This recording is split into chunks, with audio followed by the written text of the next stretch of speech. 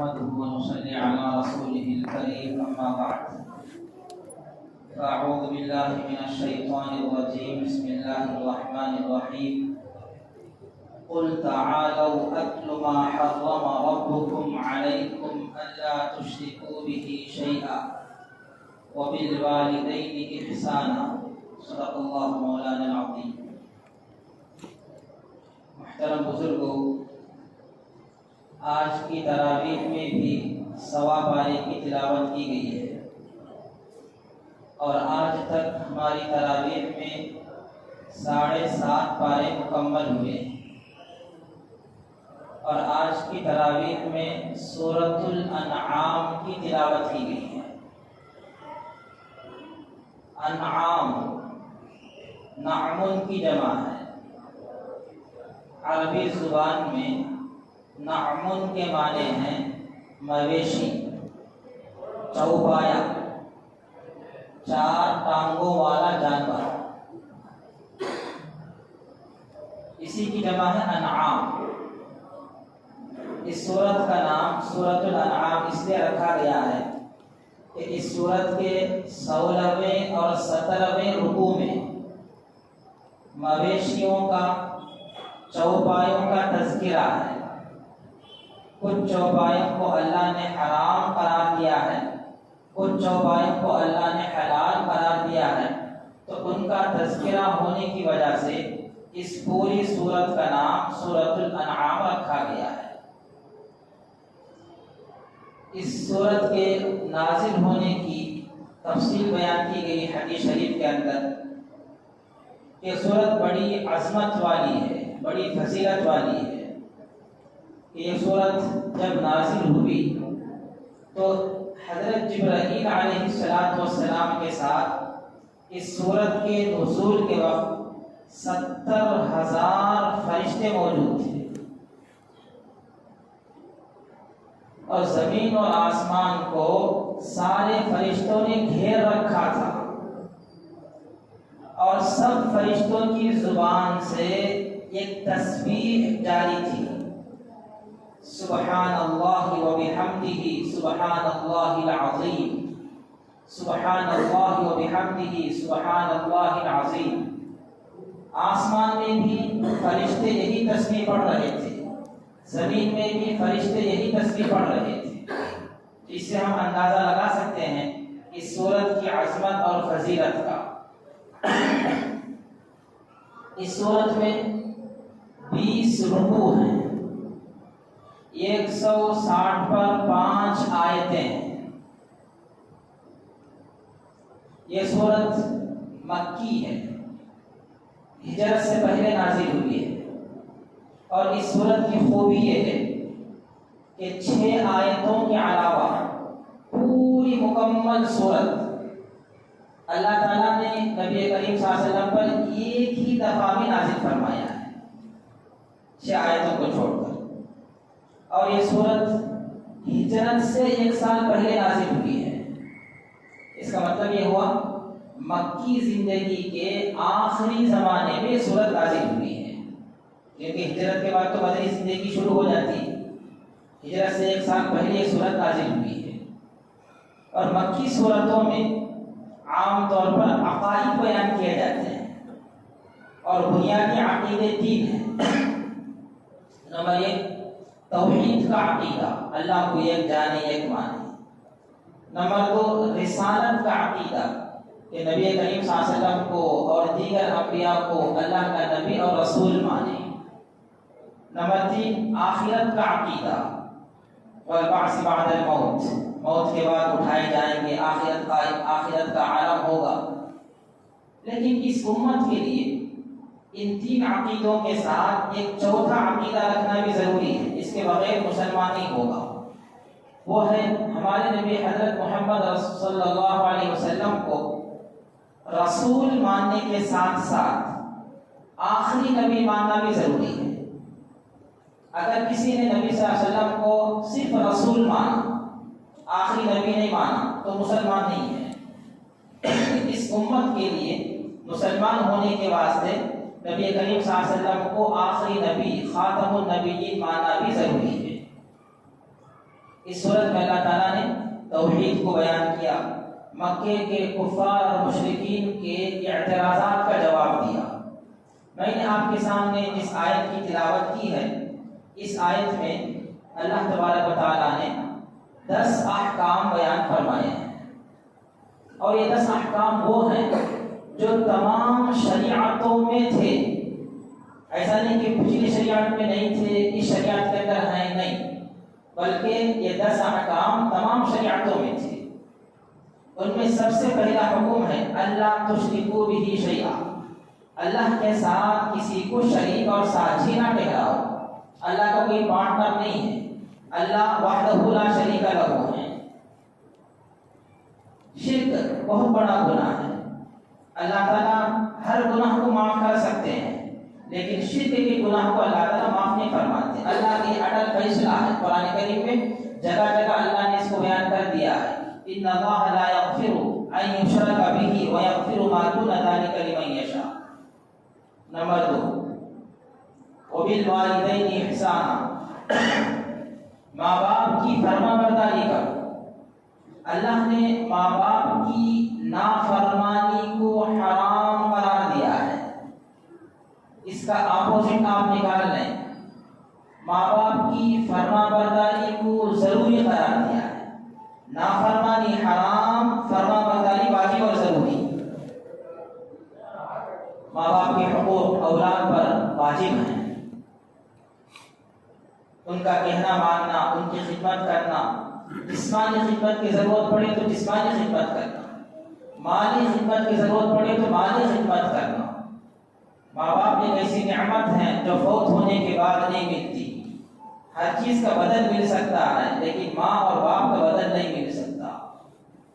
یہاں رمضان میں ایک صاحب بڑے بیچنے کے لیے آتے تھے، نام حکیم یا علیم حکیم، آج ان کا انتقال ہو گیا ہے، اللہ تعالیٰ ان کی مغفرت فرمائے۔ تو ماں باپ کے ساتھ حسن سلوک کرنے کا اللہ نے حکم دیا ہے، شرک نہ کرو، ماں باپ کے ساتھ حسن سلوک کرو۔ نمبر 3، وَلَا تَقْتُلُوا أَوْلَادَكُم مِّنْ إِمْلَاقٍ، اپنی اولاد کو قتل نہ کرو۔ اللہ نے اولاد کے قتل کو حرام قرار دیا ہے۔ زمانے جاہلیت میں عرب اولاد کو 2 وجہ سے قتل کرتے تھے۔ کون سی اولاد؟ پیدا ہونے کے بعد زندہ مار دیتے تھے اپنی اولاد کو 2 وجہ سے۔ پہلی وجہ تنگ دستی، غربت اور غریبی کے ڈر سے، ارے انہیں پیدا ہو گیا نا، انہیں کہاں سے کھائے گا، میں اس کو کہاں سے کھلاؤں گا۔ تنگ دستی کا زمانہ ہے، غربت ہے، افلاس ہے، تو تنگ دستی اور غربت کے ڈر سے زمانے جاہلیت میں عرب اپنی اولاد کو زندہ قتل کر دیتے تھے۔ اللہ تعالیٰ نے فرمایا وَلَا تَقْتُلُوا أَوْلَادَكُم مِّنْ إِمْلَاقٍ، تم اپنی اولاد کو تنگ دستی کے ڈر سے قتل مت کرو۔ تمہیں یہ معلوم ہونا چاہیے کہ اللہ خالق بھی ہے، اللہ رازق بھی ہے۔ ایسا نہیں کہ اللہ صرف خالق ہے، رازق نہیں، نہیں نہیں نہیں، اللہ جیسے خالق ہے ویسے اللہ رازق بھی ہے۔ فرمایا نحن نرزقکم وإیاکم، تم کو بھی رزق ہم دیتے ہیں اور ان بچوں کو بھی رزق ہم دیں گے، اس لیے غربت اور افلاس کے ڈر سے اپنی اولاد کو قتل نہ کرو۔ دوسری وجہ، زمانے جاہلیت میں عرب اپنی اولاد کو قتل کرتے تھے، اس کی دوسری وجہ، بچی پیدا ہوتی تو عار کی وجہ سے قتل کر دیتے تھے۔ جب کسی مرد کو بیٹی کے پیدا ہونے کی خبر پہنچتی تو وہ لوگوں سے چھپ چھپ کر گھومتا تھا، لوگوں کے سامنے نہیں آتا تھا۔ اس کی شادی ہوگی، اس کا شوہر داماد میرے گھر آئے گا، مجھے اس کا اکرام کرنا پڑے گا، یہ عار محسوس کرتے تھے۔ سورہ نحل میں اللہ تعالیٰ فرماتے ہیں یتوارا من القوم من سوء ما بشر بہ، یہ لوگوں سے چھپ چھپ کر پھرتا ہے لڑکی کے پیدا ہونے کی وجہ سے۔ کل قیامت میں اللہ تعالیٰ مختلف چیزوں کے بارے میں سوال کریں گے تو وہاں یہ سوال بھی کریں گے وَإِذَا الْمَوْءُودَةُ سُئِلَتْ بِأَيِّ ذَنبٍ قُتِلَتْ، جس بچی کو زندہ دفن کر دیا گیا ہے اس بچی سے اللہ تعالیٰ پوچھے گا بیٹی کس جرم کی وجہ سے تجھے قتل کیا گیا، تو نے وہ کون سا جرم کیا جس کی وجہ سے تیری ماں نے تیرے باپ نے تجھے زندہ قتل کر دیا، کوئی جرم نہیں بچی اور تو معصوم بچی ہوتی۔ آج بھی مسلم معاشرے میں بچوں کو قتل کرنے کا رواج ہے، شکل بدل گئی ہے، حقیقت وہی ہے۔ حمل ٹھہرتا ہے، امید سے عورت ہوتی ہے، جب پتہ چلتا ہے کہ پیٹ میں جو حمل ہے وہ بچی ہے تو کیا کرتے، گولیوں کے ذریعے سے اس کا آپریشن کر دیتے ہیں۔ یہ بھی قتل اولاد ہے۔ مسائل معلوم کرنا چاہیے، مسائل الگ ہیں۔ اگر کوئی شدید عذر ہو، مجبوری ہو، تو 4 مہینے سے پہلے حمل کو گرانا جائز ہے۔ شدید مجبوری ہو، شدید مجبوری کیا ہو سکتی ہے؟ عورت بالکل کمزور ہے، حمل کو برداشت نہیں کر سکتی، خون کی کمی، طبیعت کا مسئلہ، یا چھوٹا سا بچہ ہے دودھ پیتا، اس حمل کی وجہ سے اس بچے کا نقصان ہوگا، تو 4 مہینے سے پہلے حمل کو گرانے کی گنجائش ہے۔ لیکن 4 مہینے کے بعد کسی بھی عذر کی وجہ سے حمل کا اسقاط جائز نہیں۔ 4 مہینے کے بعد بچے میں اللہ روح ڈال دیتے ہیں، وہ زندہ بچہ ہوتا ہے، اسے قتل کرنا، اسے گرانا ایسا ہے جیسے اپنے دودھ پیتے بچے کو قتل کر دینا ہے۔ نہیں مولوی صاحب پر سے 4 بھائی کو بچہ مل جائے، 5 مہینہ چلتا ہے، معلوم ہوا انہیں بچی کرتے، کسی لوگ میں کیا کرنا، پہلے سے 4 دینے تو کیا کرنا، وہ تیرے اختیار میں نہیں ہے۔ انہیں پیدا ہونے کے بعد اچھا نام رکھنا، اچھی تربیت کرنا، وہ تیرے اختیار میں وہ کام کرنا۔ انہیں کہاں سکھاتی، اس کا رشتہ کیسا ہوتا، اس کی شادی کیسی ہوتی، وہ سب اللہ تعالیٰ مقدر میں لکھ کر رکھا ہے، اس کا ہمیں کوئی مسئلہ نہیں ہے۔ اتنے احکام ہوئے، شرک نہ کریں، ماں باپ کے ساتھ حسن سلوک کریں، اولاد کو قتل نہ کریں۔ 3 نمبر 4 وَلَا تَقْرَبُوا الْفَوَاحِشَ، بے حیائی کے کاموں کے قریب نہ ہو۔ بے حیائی کو اللہ نے حرام قرار دیا ہے، بے حیائی کی باتوں کو بھی، بے حیائی کی حرکتوں کو بھی، بے حیائی کے کاموں کو بھی اللہ نے حرام قرار دیا ہے، اس کے قریب نہ ہو۔ اس میں زنا، بدکاری، بد نظری، یہ سب چیزیں اس کے اندر آ جاتی ہیں۔ ننگا رہنا اس کے اندر آ جاتا ہے، اپنے سطر کو کھول کر گھومنا اس کے اندر آ جاتا ہے، میدان میں ننگا پانی نہانا یہ بھی اس کے اندر آ جاتا ہے۔ یہ سب بے حیائی کے کام ہیں، اس کے قریب نہ جاؤ۔ نمبر 5 وَلَا تَقْتُلُوا النَّفْسَ الَّتِي حَرَّمَ اللَّهُ إِلَّا بِالْحَقِّ، کسی کا ناحق قتل نہ کرو۔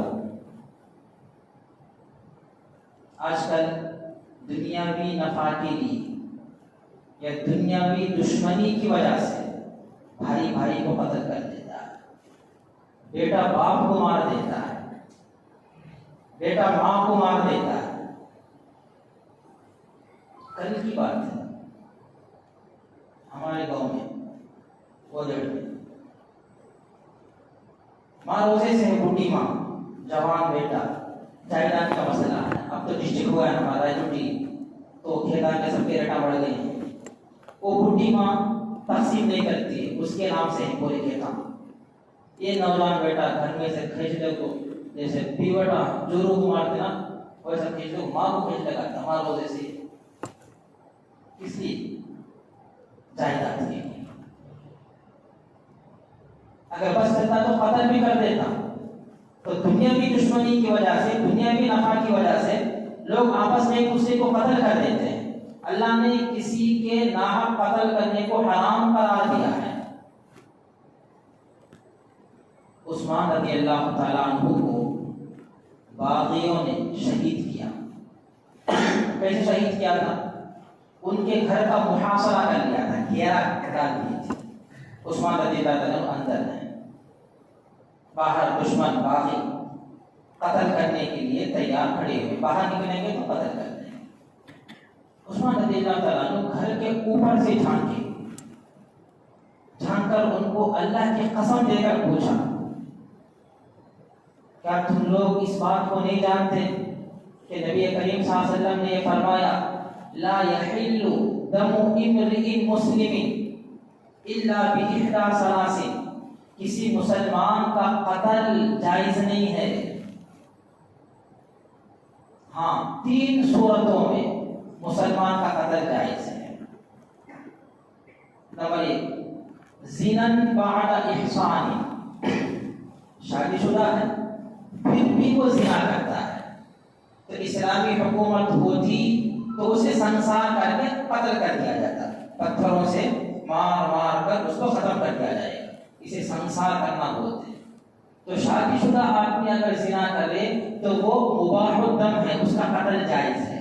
قتل کو تو میں تمہیں قتل نہیں کر سکتے، وہ حاکم جو امیر المسلمین ہے وہ فیصلہ کرے گا، جلاد آ کر اس کو قتل کرے گا، ہر آدمی کو قتل کرنے کی اجازت نہیں۔ بہرحال شادی شدہ ہونے کے بعد اگر کوئی آدمی زنا کرتا ہے تو اس کا قتل شرعاً جائز ہے۔ نمبر 2 وَإِرْتِدَادٍ بَعْدَ اسلامی، مسلمان ہونے کے بعد اگر کوئی مرتد ہو جائے، مسلمان تھا بلا وجہ اسلام کو چھوڑ دیا، مرتد ہو گیا، تو مرتد کی سزا بھی قتل ہے، لیکن اس کو 3 دن کا اختیار دیا جائے گا کہ تجھے اسلام کے بارے میں کیا ڈاؤٹس ہیں، کیا شکوک و شبہات ہیں، وہ پیش کر۔ اس کے تمام شکوک و شبہات کا ازالہ کیا جائے گا، ختم کیا جائے گا۔ پھر بھی وہ نہیں مانا تب جا کے اسے قتل کیا جائے گا، لیکن قتل مردوں کو کیا جائے گا۔ اگر کوئی عورت مرتدہ ہوئی ہے، اسلام سے پھر گئی ہے، تو عورت کو قتل نہیں کیا جائے گا، بلکہ عورت کو قید خانے میں ڈالا جائے گا، تحبس قید خانے میں ڈال دیا جائے گا۔ کب تک؟ حتی تتوب او تموت، یہاں تک کہ وہ سچی پکی توبہ کر کے دوبارہ مسلمان ہو جائے یا قید خانے میں مر جائے، تب تک اس کو قید خانے میں رکھا جائے گا۔ پہلی وجہ ہے شادی شدہ ہو کر زنا کرے تو اس کا قتل جائز، دوسری وجہ ہے مسلمان ہو کر مرتد ہو جائے، اس کا قتل جائز۔ نمبر 3 وقتل نفس، اس نے کسی کا ناحق قتل کیا تو بدلے میں اس قتل کرنے والے کو قتل کیا جائے گا، اسے قصاص کہتے ہیں۔ یا ایھا الذین آمنوا کتب علیکم القصاص۔ عثمان رضی اللہ تعالیٰ عنہ ان محاصرہ کرنے والوں سے پوچھتے ہیں فَبِمَ تَقْتُلُونِّی، ارے اللہ کے بندو مجھے کس جرم کی وجہ سے قتل کر رہے ہو؟ میں نے شادی شدہ ہونے کے بعد زنا نہیں کیا، میں نے اسلام قبول کرنے کے بعد ارتداد مرتد نہیں ہوا، اور میں نے نہ ہی کسی کا ناحق قتل کیا، تو کس وجہ سے تم مجھے قتل کر رہے ہو؟ لیکن وہ لوگ باغی تھے، بغاوت پر اتر چکے تھے، تو انہوں نے بالآخر عثمان رضی اللہ تعالیٰ عنہ کو قرآن کی تلاوت کرتے ہوئے شہید کر دیا ہے۔ تو یہ قتل ہے، نفس کو اللہ نے حرام قرار دیا ہے۔ کتنے ہوئے؟ 5۔ نمبر 6 شاٹ بولنے کا کم۔ وَلَا تَقْرَبُوا مَالَ الْيَتِيمِ، یتیم کے مال میں ناجائز تصرف مت کرو۔ یتیم کے مال کو آگ سمجھو، آگ۔ یتیم کی پرورش کرنے کی بڑی فضیلت ہے۔ اللہ کے نبی صلی اللہ علیہ وسلم انا وکافل الیتیم ہاتین، میں اور یتیم کی پرورش کرنے والے ایسے ہوں گے جنت میں، جس طرح ان 2 انگلیوں ایک دوسرے کے قریب قریب ہیں، ایسی یتیم کی پرورش کرنے والا نبی کریم صلی اللہ علیہ وسلم کے درجے کے قریب قریب ہوگا، اتنی بڑی فضیلت ہے۔ لیکن اس کے ساتھ ساتھ یتیم کے مال میں ناجائز تصرف کرنے کو حرام قرار دیا گیا ہے۔ ان الذین یأکلون اموال الیتامی ظلما انما یأکلون فی بطونہم نارا، اللہ نے صاف کہہ دیا جو لوگ یتیم کا مال ناحق کھاتے ہیں وہ مال نہیں کھا رہے، وہ آگ اپنے پیٹ میں بھر رہے ہیں، یہ تو دنیا میں ہے۔ وَسَيَصْلَوْنَ سَعِيرًا، مرنے کے بعد وہ جہنم میں داخل ہوں گے۔ تو یتیم کے مال میں ناجائز تصرف کرنا حرام ہے۔ نمبر 7 وَأَوْفُوا الْكَيْلَ وَالْمِيزَانَ بِالْقِسْطِ، ناپ تول میں کمی کو اللہ نے حرام قرار دیا ہے. ناپو اور تولے تو پورا پورا تولو. ناپ تول میں کمی کو اللہ نے حرام قرار دیا. بڑی سخت وعید 30ویں پارے میں اللہ نے بیان فرمائی وَيْلٌ لِّلْمُطَفِّفِينَ. تطفیف، ناپنے میں تولنے میں کمی کرنا، ایسا کمی کرنے والوں کے لیے ہلاکت اور بربادی اللہ بولتا ہے. کون مطففین؟ الذین اذا اکتالوا علی الناس یستوفون، جب لوگوں سے لیتے ہیں تو پورا پورا لیتے ہیں. وَإِذَا قَالُوهُمْ أَوْ وَزَنُوهُمْ يُخْسِرُونَ، جب لوگوں کو دینے کا موقع آتا ہے تول کر ناپ کر تو کمی کرتے ہیں، ڈنڈی مارتے ہیں. فقہا نے اس لیے مسئلہ بھی لکھا ہے اگر کہیں کوئی ملازم ہے، جاب کر رہا ہے، ڈیوٹی کر رہا ہے، تو جو کام اسے دیا گیا ہے وہ کام پورا کرے. وقت کو چرانا، لیٹ جانا، جلدی آ جانا واپس، یہ جتنا کام دیا گیا اس کام میں آگے پیچھے کرنا، یہ بھی تطفیف ہے، یہ بھی گناہ ہے. تو ناپ تول میں کمی کو اللہ نے حرام قرار دیا. نمبر کتنے ہو گئے؟ 6-7. نمبر 8 وَإِذَا قُلْتُمْ فَعْدِلُوا، انصاف کی بات کرو، اگرچہ اپنے رشتہ دار کے خلاف ہی کیوں نہ ہو، بات انصاف کی ہونی چاہیے، فیصلہ انصاف کا ہونا چاہیے، عدل و انصاف کو قائم رکھو. نمبر 9 وَبِعَهْدِ اللَّهِ أَوْفُوا، اللہ کے عہد کو پورا کرو. ہم سب نے عالم ارواح میں اللہ سے ایک وعدہ کیا تھا، الستُ بربکم، اللہ نے پوچھا تھا کیا میں تمہارا رب نہیں ہوں؟ ہم سب نے جواب دیا تھا بلا، کیوں نہیں، تجھ ہمارا رب. تو وہ جو اللہ کو رب ہونے کا ہم نے اقرار کیا تھا، وعدہ کیا تھا، اللہ کے رب ہونے کو مانو دنیا میں آنے کے بعد بھی. نمبر 10 وَأَنَّ هَذَا صِرَاطِي مُسْتَقِيمًا فَاتَّبِعُوهُ، صراط مستقیم کی اتباع کرو. عبداللہ بن مسعود رضی اللہ عنہ فرماتے ہیں نبی کریم صلی اللہ علیہ وسلم نے صراط مستقیم کو سمجھانے کے لیے ایک لکیر کھینچی، ایک خط لکیر کھینچی. اس کے بعد اس لکیر کے دائیں کچھ لکیریں کھینچی اور بائیں کچھ لکیریں کھینچی اور فرمایا یہ جو درمیان کی سیدھی لکیر ہے یہ صراط مستقیم ہے، یہ خدا کا راستہ ہے، یہ دین کا راستہ ہے، اس کا اتباع کرو. اس کے دائیں اور بائیں جو لکیریں ہیں یہ شیطانی راستے ہیں. ہر نکڑ اور ہر موڑ پر آپ کو شیطان ملے گا اپنی طرف کھینچنے کے لیے. اللہ کے نبی نے فرمایا ادھر ادھر مت جاؤ، سیدھے جاؤ، یہ صراط مستقیم کا اتباع ہے. اللہ تعالیٰ سے دعا ہے کہ اللہ تعالیٰ ہم تمام احکام پر عمل کرنے کی توفیق عطا فرمائے اور قرآن کا صحیح فہم اللہ تعالیٰ ہم سب کو عطا فرمائے. آمین ثم آمین. وآخر دعوانا الحمدللہ.